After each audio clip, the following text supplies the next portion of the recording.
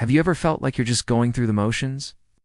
Like what you're doing doesn't really matter in the grand scheme of things?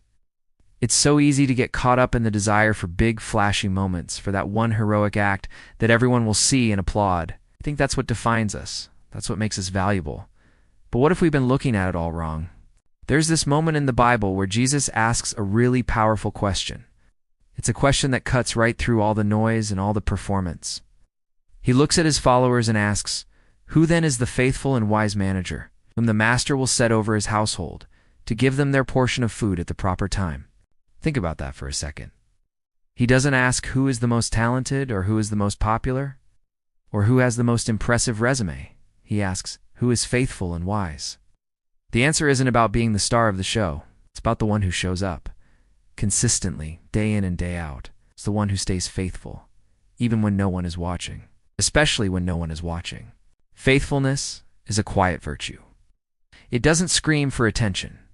It's the friend who calls just to check in, not because they need something, but just because it's the parent who reads a bedtime story for the 1,000th time with just as much love as the first.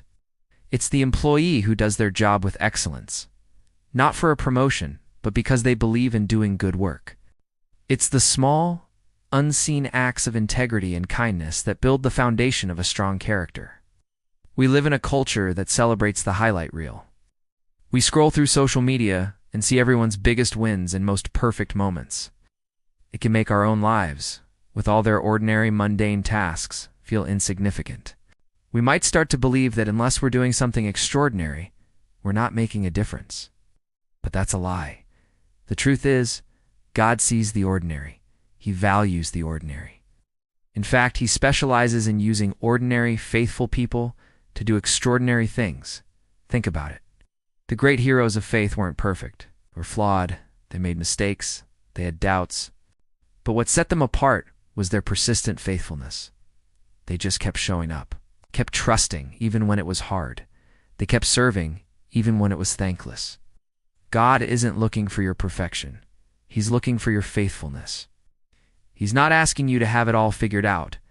He's asking you to be reliable, to be the person who does the right thing when no one's looking, to be the one who keeps their promises, who finishes what they start, who loves even when it's inconvenient. He's looking for a heart that says, "Here I am, use me." This is incredibly freeing, isn't it? It means you don't have to pretend to be someone you're not. You don't have to carry the crushing weight of trying to be flawless. You can just be you, offering your best right where you are. Your small acts of faithfulness create ripples you may never see. The consistent encouragement you give a friend, the integrity you bring to your work, the patience you show your family, it all counts. It's the steady, reliable rhythm of a life lived for something bigger than ourselves. So, let's redefine success. Let's shift our focus from being spectacular to being steady, from being famous to being faithful. Let's be the kind of people who are dependable, who can be trusted with the small things, so that we can be ready for the bigger things.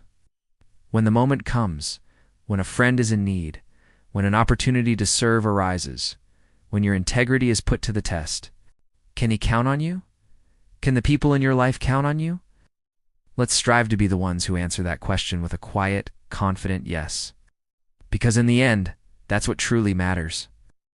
Thanks for watching, and if this resonated with you, I'd love for you to subscribe and join our community. See you next time.